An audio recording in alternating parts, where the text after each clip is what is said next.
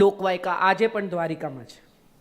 અને કેટલીય છોકરીઓ રાતના આવીને રૂકમણીનો પત્ર વાંચે દ્વારિકામાં શયન સમયે, કારણ કે મનનો માનેલો મળે. તમે વિચારો, કઝિનની ફિયોન્સે, શિશુપાલ કઝિન છે, શિશુપાલની ફિયોન્સે છે, વાગદત્તા છે. બલરામ ના પાડે છે કે એમ ન લવાય કોઈને, એની વાગદત્તા છે. કેટલું ખરાબ સમાજમાં લાગે કે ભાઈની થનારી પત્નીને ઉઠાવી લાવ્યો. અને ત્યારે કેટલી સુંદર વાત, કૃષ્ણનો જવાબ ભાગવતમાં બહુ અદ્ભુત છે કે લગ્ન મનથી થાય છે, શરીરથી નથી થતા.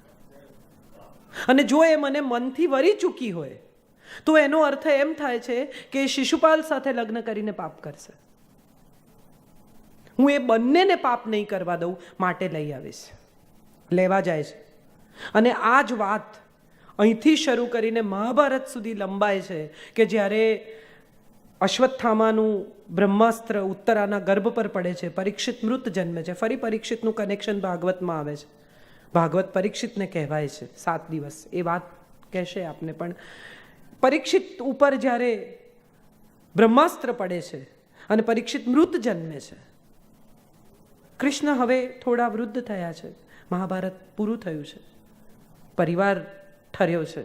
અને એવા સમયે દ્રૌપદી રાજ્યસભામાં જઈને કહે છે કે જુઠ્ઠો, તું બેકાર માણસ, ગામને છેતરી, મને છેતરી. મને તો એમ હતું કે કમસે કમ મારી સાથે સાચું બોલીશ. તે મને વચન આપેલું કે મારું બાળક, મારું આજે પાંડવનું છેલ્લું સંતાન એ તો વંશ રાખશે, અને આ તો મૃત જન્મ્યું. જુઠ્ઠો, બહુ બેકાર માણસ તું. બધું સાંભળે છે. રાજ્યસભાની વચ્ચે દ્રૌપદીનો ક્રોધ, એનું આક્રોશ, એનું આક્રંદ, કૃષ્ણને જે કંઈ કહે છે તે બધું એ સાંભળે છે. ને પછી ઊભા થાય છે અને એની સાથે સૂતાગારમાં જાય છે, ડિલિવરી રૂમમાં, જ્યાં પુરુષ કદી ન જાય. ત્યાં જઈને હાથમાં પાણીની અંજલિ લે છે અને ફરી 6 શ્લોકો બોલે છે. આ 6 શ્લોક બહુ રસપ્રદ છે. પહેલો શ્લોક એમ કહે છે કે મેં જો હંમેશા પાંડવોનું શ્રેય કર્યું હોય તો બાળક જીવતું થાય. મેં પાંડવોના શ્રેયમાં જગતનું શ્રેય જોયું હોય તો બાળક જીવતું થાય. મેં હંમેશા સુરાજ્યનું સ્વપ્ન જોયું હોય તો બાળક જીવતું થાય. મેં સ્વયં માટે કશું ન કર્યું હોય તો બાળક જીવતું થાય. અને છેલ્લું, મેં કદીએ સ્વાર્થથી કંઈ ન કર્યું હોય તો બાળક જીવતું થાય. ને છેલ્લો શ્લોક, છઠ્ઠો, કે મેં જીવનભર બ્રહ્મચર્યનું પાલન કર્યું હોય તો બાળક જીવતું થાય. પરીક્ષિત રડે છે. મૃત અનાઉન્સ થઈ ગયેલું બાળક રડે છે. બહુ સુંદર શ્લોક છે. કૃષ્ણ દ્રૌપદીની સામે જુએ છે, એની આંખોમાં ફરિયાદ છે, ઉપાલંબ છે કે તું બાકી તો જવા દે. You did not believe me, forget about it, I don't want to talk to you.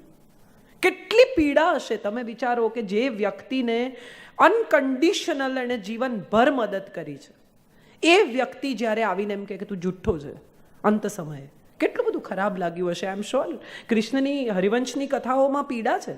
Krishna કંઈ હંમેશા ખુશખુશાલ ડાન્સિંગ ગોડ, મ્યુઝિક ગોડ નથી રહ્યા.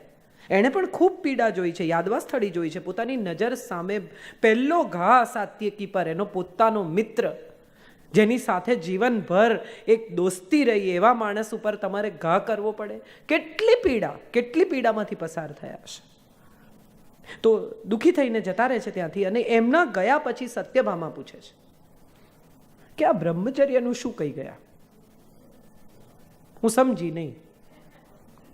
આટલી પત્નીઓ, આટલા પુત્રો, આટલા પ્રપૌત્રો, અને ત્યારે દ્રૌપદી આંખોમાં અશ્રુ સાથે જવાબ આપે છે કે કૃષ્ણના એક પણ લગ્ન સ્નેહ લગ્ન નથી, એના બધા દેહ લગ્નો છે. સ્નેહ તો ક્યાંક બીજે જ વસે છે. આ પીડા સાથે આખી જિંદગી જીવવું અને છતાં કમ્પ્લેન ન કરવી, એ કૃષ્ણ પાસેથી શીખવાનું છે. તમે કોકને અમસ્તાએ પૂછો ને કે કેમ છો, તો સવારે ઉલટી થઈ ત્યાંથી ચાલુ કરે. અરે ભાઈ, હું તમને કહું, મારી તો તબિયત એટલી બગડી ગઈ, મને તો આમ થયું, ગરમી, કોકને ગરમી બહુ. હમણાં તો કેટલા લોકોને હું જોઉં છું, ભગવાન ઉપાડી લે, બહુ ગરમી. અરે તો ઉપર ઠંડક છે એવું કોઈ પ્રોમિસ છે? આ ગરમી ઉપરથી જ આવે છે. ઉપર કદાચ વધારે હશે. સૂર્યની પત્ની સંજ્ઞા એના પોતાના પતિના તાપથી ભાગી છૂટે છે અને પોતાની જ બેન છાયાને સોંપી જાય છે કે રાખો. અને એ છાયાને 3 સંતાનો થાય છે, યમ, યમુના અને શનિ. અને યમુના ધ્રુજ્યા કરે છે કોન્સ્ટન્ટ થરથરતી છે પિતાના ક્રોધથી. અને એ યમુનાને જ્યારે ઋષિઓને પોતાની યમુનાનો તાપ બહુ અસહ્ય થઈ જાય છે ત્યારે કહે છે કે હું તો મારા ભીતરના તાપથી બળું છું.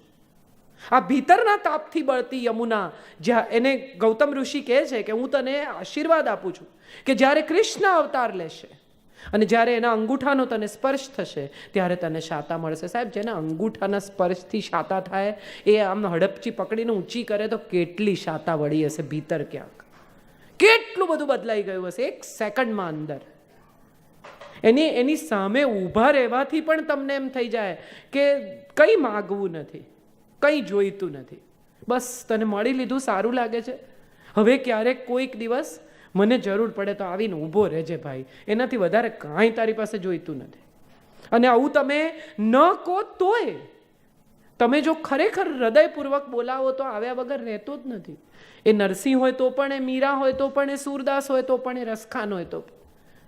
પઠાણ રોજ જંગલમાં જાય છે, એની સાથે એક નાનો છોકરો રમે છે સાહેબ, અને એ છોકરો માખણ ખાય ને મોરપીંછ પહેરે ને આવું એ આવીને કોકને કહે છે તો કે કૃષ્ણ હશે. અને રસખાન આવીને કહે છે કે એમ તો ચલો ચલો તમને બતાવું. જ્યારે લોકોને બતાવવા જાય છે ત્યારે ત્યાં કૃષ્ણ નથી, ભીતર છે સાહેબ. બહાર બતાવવા ગયા તો મર્યા. જે ક્ષણે કૃષ્ણનું પ્રદર્શન કરવાનો પ્રયત્ન કર્યો એ ક્ષણે કૃષ્ણ વેનિશ. અનુભવો, સંવાદ કરો, ઝઘડો, રડો, ફટકારો, એને બધું કરો, પણ અંગત. તમારો કૃષ્ણ જુદો, એમનો જુદો, આમનો જુદો, આમનો જુદો, આમનો જુદો. દરેક ગોપીને મળે. કોઈ પણ ગોપીનો કૃષ્ણ બીજી ગોપી જેવો નથી. આ મજા છે. આ હું માનું છું ભાગવત શીખવે છે કે કોઈનો કૃષ્ણ બીજા જેવો નથી. તમારો ઈશ્વર તમારો પોતાનો છે, એનો ઈશ્વર એનો છે, આનો આ છે, આનો આ છે. ન પડો એમાં. કોઈના ઈશ્વર સાથે તમારા ઈશ્વરની સરખામણી ન કરો. એ હું માનું છું ભાગવત શીખવે છે. આપણે બધા બહુ સરખામણી કરીએ કે ઇસ્લામમાં આમ કીધું ને ફલાણામાં આમ કીધું ને આમાં આમ કીધું. કોણે કીધું? કોઈએ સાંભળ્યું છે? મેં નથી સાંભળ્યું. શાસ્ત્રોમાં આમ લખ્યું છે. કેટલા લોકોને મેં એવું કહેતા સાંભળ્યા છે, આવું શાસ્ત્રમાં લખ્યું. કયા શાસ્ત્રમાં? કાઢીને બતાવો, પાનું કહો. હું કહું ગોકર્ણ ગીતા 27માં પાને છે, ચોથા સ્કંદનો 79 અને 80મો શ્લોક. 2 જ શ્લોકમાં ગોકર્ણ ગીતા કહે છે. એના પિતાને એમ કહે છે કે એ તમારો દીકરો છે અને તમારો દીકરો જો તમને ત્રાસ કરતો હોય તો મહેરબાની કરીને એને છોડો અને તમે તમારા આત્માનું કલ્યાણ કરો. આવું આજથી હજારો વર્ષ પહેલા ગોકર્ણ નામના માણસે ભાગવતના ચોથા સ્કંદના 79 અને 80માં શ્લોકમાં કહ્યું છે કે સંતાન પણ જો નકામું હોય તો એને છોડી દેવામાં તમારા આત્માનું કલ્યાણ છે. હમણાં અહીંથી વૃદ્ધાશ્રમની વાત કરી વિજયભાઈએ. મારે તો એક એ પણ વાત કહેવી છે કે વૃદ્ધાશ્રમમાં રહેવું એ કોઈ બહુ દયનીય, અસહ્ય, બહુ પીડાદાયક પરિસ્થિતિ નથી. શેને માટે આપણે એને દયનીય, અસહ્ય પરિસ્થિતિનું સ્વરૂપ આપીએ છીએ? કોઈક વાર એવું થાય કે બધા જ સંતાનો વિદેશ રહેતા હોય અને માં અહીંયા એકલી રહેતી હોય, એને બદલે કોઈ સારા 5 સ્ટાર વૃદ્ધાશ્રમમાં રહેતી હોય તો એને એની ઉંમરના લોકોની કંપની મળે, એને ડૉક્ટર મળે, એને 4 લોકો સાથે વાત કરવાની તક રહે. શું કામ આપણે એવું વિચારીએ છીએ કે વૃદ્ધાશ્રમ ખરાબ જ હોય, છોકરા કાઢી જ મૂકે? આવું કંઈ હોતું નથી. આ બધા મન સાથે જોડાયેલા વહેમો છે. મને એવું લાગે છે કે જેને જે ગમે ને એ પ્રમાણે જીવે એવી તક જો મળે તો માનવું કે સુખી છે. આ સાદો હિસાબ છે જિંદગીનો. તમને શું ગમે છે? તમને સંગીત સાંભળવું ગમે છે અને તમારી પાસે 4 મ્યુઝિકના કાર્યક્રમ છે મહિનાના અંતે, સાહેબ તમે સુખી છો. તમને સારું ખાવાનું ભાવે છે, નવી રેસ્ટોરન્ટ ખુલી છે, તમારા 4 મિત્રો છે, તમને કહે છે ચાલો જઈએ, તમે જઈ શકો છો, ખાઈ શકો છો, પચી જાય છે, સાહેબ તમે સુખી છો. સુખી હોવું હમણાં બહુ સરસ. એક દિવસ જુનાગઢ ગઈ હતી તો ભીખુદાનભાઈને મેં પૂછ્યું, મેં કીધું તમારા હિસાબે સુખ શું ભીખુદાનભાઈ? બહુ જબરદસ્ત વાત કરી. ભીખુદાનભાઈ જ્ઞાની, અત્યંત જ્ઞાની અને બહુ રસપ્રદ વ્યક્તિત્વ છે. બહુ સરસ વાત કરી ભીખુદાનભાઈએ કે તમારી પાછળ પોલીસ ન દોડતી હોય અને તમે ડૉક્ટરની પાછળ ન દોડતા હો તો માનવું કે તમે સુખી છો. આનાથી વધારે સુખની કોઈ વ્યાખ્યા જ નથી. કોકના ફોન તમારે ન ઉપાડવાન, કોકના ઉપાડવાન, નંબરો બદલવાન, વળી કોક તમને મળી જાય તો કે અરે બાપરે આ આને મળ્યો એટલે પેલાને કહેશે તો પેલાને કહેશે લાવો ભાગો અહીંથી. આવું કંઈ ન કરવું પડે, તમે સૌને આનંદથી મળી શકો. અને સાંજના છેડે તમારા 3 ડૉક્ટરને, પણ ડૉક્ટરની બી એક મજા છે, મને બહુ ગમે છે. ડૉક્ટર અને વકીલ આ 2 જણા કદી પરફેક્ટ થાય જ નહીં, એ જીવનભર પ્રેક્ટિસ કરે અને પ્રેક્ટિસ આપણા ઉપર કરે. દર વખતે એક નવો પેશન્ટ, એની નવી પ્રેક્ટિસ. અને આ નવી પ્રેક્ટિસની મજા શું કે કોઈ દિવસ ક્યારેય તમને ખાતરીપૂર્વક એમ ન કહી શકે કે તમે સાજા થઈ જશો કે તમે કેસ જીતી જશો. We will try. બહુ સારો હોય તો કે we will try our best. પણ કોઈ તમને એમ કે થઈ જશે તો એવો એક જ છે, એ તમને એમ કે આવ્યો ને જા કરી દઈશ, 100% કરી દઈશ, તું ચિંતા ન કર, તારું કામ થઈ જાય, તું સુઈ જા ઘેર જઈને. કેટલા દાખલા.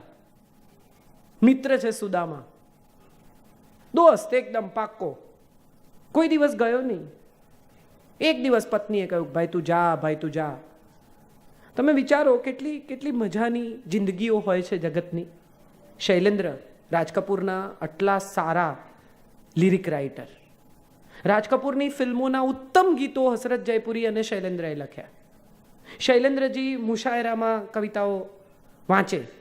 રાજ કપૂર એક દિવસ મળવા ગયા અને એમણે જઈને કહ્યું કે મારી ફિલ્મો માટે લખો યાર. એ વખતે ગીતકાર અને કવિ 2 જુદા. ફિલ્મોના ગીતો ના લખે, બેકાર. કવિ એટલે મુશાયરામાં વાંચે, એનું સન્માન હોય, એને તાળીઓ મળે. ગીતકાર એટલે ફાલતુ પૈસા લઈને ગીત લખે. આવું આપણે ના પોસાય. એટલે શૈલેન્દ્રએ કહ્યું કે હોશ મેં આવો, મેં કવિ હું, ગીતકાર નહીં હું. ભલે. રાજ કપૂરે એક કાર્ડ આપ્યું અને કહ્યું કે ભાઈ કોઈ દિવસ જિંદગીમાં જરૂર પડે, ઈચ્છા થાય, મળવાનું મન થાય તો આવજે. એ પછી શૈલેન્દ્રની જિંદગી વીતી. લગ્ન કર્યા કમલા નામની બહેન સાથે, જીવન ચાલ્યું, કોઈ બીજો સમસ્યા રહી નહીં. પણ પૈસા બહુ ખૂટે. પરિવાર, છોકરાઓ ધીમે ધીમે વધતું ગયું. મુંબઈ જેવું શહેર. પત્ની રોજ કહે કે પેલું કાર્ડ છે રાજ કપૂરનું, આટલું તમને કીધું પણ જતા નથી. આ સુદામાની પત્ની જેવી કે છે તું વારે વારે કે કૃષ્ણ ઓળખે છે, કૃષ્ણ ઓળખે છે, જા. શૈલેન્દ્રની પત્નીએ કહે કે તું વારે વારે કહે છે રાજ કપૂર આવ્યો તો, રાજ કપૂર જતો તો છે નહીં, ક્યાંકથી મળ્યું હશે કાર્ડ. એક દિવસ એમને પણ ચીડ ચડી, ઘરમાં બિલકુલ પૈસા નહીં. વરસાદ પડે મુંબઈ શહેરનો અને ગયા રાજ કપૂરને ત્યાં. જઈને રાજ કપૂરને કહ્યું કે મેં આયા હું, આપને કહા થા કામ લેને કે લીએ. રાજ કપૂરે કહ્યું કે મારી ફિલ્મ પૂરી થઈ ગઈ છે બરસાત, ટાઇટલ સોંગ બાકી છે, લખી શકે? કોશિશ કર સકતા હું, I will try my best. વકીલ જેવું. એટલે એણે કહ્યું અચ્છા ઠીક છે લખ. બહાર બેસાડ્યા, ચા બા પીવડાવી. ખૂબ વરસાદ, પેન્ટ વાળીને આવેલા, આટલું પાણી. બહાર બેસીને એણે લખ્યું બરસાત મેં હમસે મિલે તુમ સજન, તુમસે મિલે હમ. કવિ કેવી સિચ્યુએશન્સમાંથી ગીત લખી શકે? પીડામાંથી પણ ગીત જન્મે. તીસરી કસમ બનાવી, પૈસા વૈસા ખતમ થઈ ગયા, પોતાના જ લોકો રખડાવે, પોતાના જ લોકો હેરાન કરે, પોતાના જ લોકો મદદ ન કરે, પૈસે ટકે તદ્દન ખુવાર થઈ ગયા. અને જે માણસને એમણે પ્રોડ્યુસર બનાવેલો એના ઓફિસની બહાર બેસી રહ્યા, ખબર પડી કે અંદર શંકર જયકિશન બેઠા છે. 2.5 કલાક એમને બહાર બેસાડ્યા. આ એ જ લોકો કે જેની સાથે વર્ષ કામ કર્યું. હવે પૈસા નથી, કોઈ નથી. નીકળતી વખતે એક નાનકડી ચિઠ્ઠી લખી, પ્યુનને આપી કે શંકર કે જયકિશન બેમાંથી જે બહાર નીકળે એને આપી દેજે. ચિઠ્ઠીમાં શું લખ્યું? छोटी सी ये दुनिया पहचाने रास्ते हैं, तुम कभी तो मिलोगे, कहीं तो मिलोगे तो पूछेंगे हाल. આ મજા છે. તો સુદામા જેવો મિત્ર ત્યાં પહોંચે છે, માંગી શકતો નથી, પૈસા નથી, કશું નથી. પત્નીએ ધકેલ્યો છે, આવ્યો છે બિચારો, પણ કહી શકતો નથી કે મને પૈસા જોઈએ છે, મને કંઈક મદદ કર. આવું તો બોલાતું નથી મોઢામાંથી. અજાચક બ્રાહ્મણ છે. એની સામે એક બીજો દાખલો દ્રોણ અને દ્રુપદનો. દ્રુપદ જાય છે દ્રોણ પાસે એક ગાય માંગવા, આવા મોટા રાજા પાસે એક ગાય, દીકરાને દૂધ પીવડાવવા, કઈ નથી જોઈતું. દ્રુપદ અપમાન કરે છે, કાઢી મૂકે છે. મહાભારતની શરૂઆત દ્રૌપદીના વસ્ત્ર ખેંચાયા કે દ્યુત રમાયું ત્યાંથી નથી થઈ. એટલું બધું અપમાન કરે છે દ્રોણનું ને કાઢી મૂકે છે. અને નીકળતી વખતે દ્રોણ નક્કી કરે છે કે હવે હું તને સમજાવું કે એક બ્રાહ્મણ શું કરી શકે. બ્રહ્મ તેજ છે, બ્રહ્મરંધ્ર અહીંયા છે. ગીતાના 15મા અધ્યાયનો પહેલો શ્લોક છે, ઉર્ધ્વ મૂલ અધ શાખા અશ્વત્થ પ્રાહુર્વ્યયમ. માણસ એક જ એવું પ્રાણી છે કે જેના મૂળ ઉપર છે અને શાખાઓ નીચેની તરફ વિસ્તરેલી છે. બાકીના બધા આડા છે અથવા ઊંધા છે. એક જ એવું પ્રાણી જેના મૂળ ઉપર ને શાખા નીચે. આ બ્રહ્મરંધ્ર છે, આ બ્રહ્મ તેજ છે. બ્રહ્મચારી કોણ છે? જે બ્રહ્મ તેજનું પોતાના રોજિંદા જીવનમાં ચારણ કરે છે, પાલન કરે છે, એ બ્રહ્મચારી છે. તો કૃષ્ણ કહે છે કે આ બ્રહ્મચારી છું. જો મેં બ્રહ્મચર્યનું પાલન કર્યું હોય તો બાળક જીવતું થાય. અને ત્યારે દ્રૌપદી પ્રતિ ઉત્તર આપે છે સત્યભામાને કે એના એક પણ લગ્ન દેહ સ્નેહ લગ્ન નથી, એના બધા દેહ લગ્નો છે, પોલિટિકલ લગ્નો છે. આજે પણ જ્યાં તકલીફ પડી શકે જીતવાની એવું બિહાર, મગધ, એની બાજુમાં ચેદી, એની આમ નેક્સસમાં વિદર્ભ. તમે જો જુઓ નોર્થનો નકશો તો તમને સમજાય કે બધા દબંગ રાજાઓ. આ રાજાઓને તોડવા હોય, જરાસંઘ, શિશુપાલ અને વિદર્ભનો રૂકમણીનો પિતા, એમને જો તોડવા હોય તો શું કરવું પડે? એમાંથી એકની દીકરી પરણવી પડે. હવે અસ્થિ અને પ્રાપ્તિ, જરાસંઘની દીકરીઓ તો મામી થાય, કેમ પરણે? ન પરણે. આ બાજુ શિશુપાલ એની જોડે લડી વળ્યો. રહ્યું એક વિદર્ભ, એની દીકરી રૂકમણી. પરણવું જ પડે, બીજો કોઈ રસ્તો જ નથી. કારણ કે જ્યારે મહાભારતનું યુદ્ધ થશે ત્યારે આ બધાને ભેગા લેવા પડશે. અને માટે પરણ્યો. સત્યભામાને પરણ્યો કેમ? સત્રાજીત પાસે મણી છે, ચોરીનો આરોપ આવ્યો, કંઈ બોલતો નથી, જઈને શોધી આવે છે ને કે મણી પાછો આપે. એટલે કે ભાઈ તારો મણી. અને મણી પાછો આપે છે ત્યારે સત્રાજીત કહે છે કે મણી તો સ્વીકાર, સાથે મારી દીકરી પણ સ્વીકાર. સત્યભામા, સૂર્યની દીકરી, મિત્રવૃંદા, કાલિંદી, યમુના. મજાની વાત એ છે કે આ બધી જેટલી સ્ત્રીઓ સાથે પરણ્યો એની પાછળ એક એક કથા છે. અને આ બધી કથાઓમાં ક્યાંય પણ કૃષ્ણ પ્રેમમાં પડ્યા એવું વાક્ય આવતું નથી. ક્યાંય કોઈ કથામાં કે પછી કૃષ્ણને પ્રેમ થઈ ગયો. પ્રેમ એક જ વાર થયો અને એને મૂકીને નીકળી ગયો. કેમ? તો કે એને ભેગો લઈ ગયો હોત તો આ બધું કરી જ શક્યો હોત નહીં, પછી પ્રેમમાં જ રહ્યો હોત. કરતી વખતે પૂર્ણપણે સ્વયંને સમર્પિત કરીને જે કરો તે કરી લેવાનું ને કર્યા પછી નીકળી જવાનું ને પાછા ફરીને નહીં જોવાનું, એ કૃષ્ણ શીખવે છે. પ્રેમના સમયે પ્રેમ કર્યું, યુદ્ધના સમયે યુદ્ધ કર્યું, રાજનીતિના સમયે રાજનીતિ કરી. ક્યાંય રાજનીતિમાં એમ નથી કહ્યું કે પછી એક મારી ગર્લફ્રેન્ડ હતી રાધા. આવું ક્યાંય નથી કહ્યું. કેટલા બધા લોકો ખબર છે કોલેજમાં, સ્કૂલમાં પ્રેમ હોય, અટ્રેક્શન, ઇન્ફેચ્યુએશન, જે તમારે એને ટાઇટલ આપવું હોય. પછી એમાં હાર્ટ દોરે નોટમાં, તીર બીર પસાર કરે, એમાંથી એમાં નામો લખે. સાયકલની ચેનો ઉતરી જાય એ પસાર થતી હોય ત્યારે ને એમાં એ તો આમ જ જુએ ખાલી, બીજું કંઈ કરે નહીં. અને છતાંય જો એકાદ બે પેગ પીએ તો એમ કે મારો પહેલો પ્રેમ. પ્રેમ તો ક્યાં, એમાં કંઈ થયું જ નહીં. એક કોકો કોલાએ ભેગી પીધાની સ્મૃતિ નથી. અને તોય કે આ મારો પ્રેમ. પછી એલ્યુમિનાય થાય, બધા ભેગા થાય, એ પણ આવશે એવા વિશ્વાસ સાથે બંને જાય. અને સાહેબ પહેલી વાર 20 વર્ષ પછી એકબીજાને જુએ ને ત્યારે સ્પાઉસ એવા વાલા લાગે. પહોંચશે ધીમે ધીમે.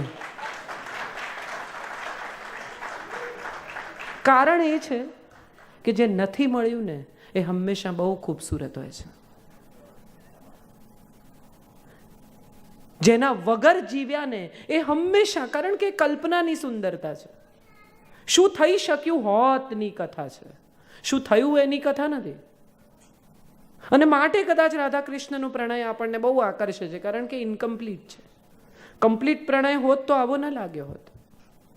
અને માટે રૂકમણી અને સત્યભામા બંને ઊભા છે ત્યારે દ્રૌપદી કહે છે કે એક પણ લગ્ન સ્નેહ લગ્ન નથી, એના બધા દેહ લગ્નો છે. અને આ મારાથી વધારે કોણ સમજે છે?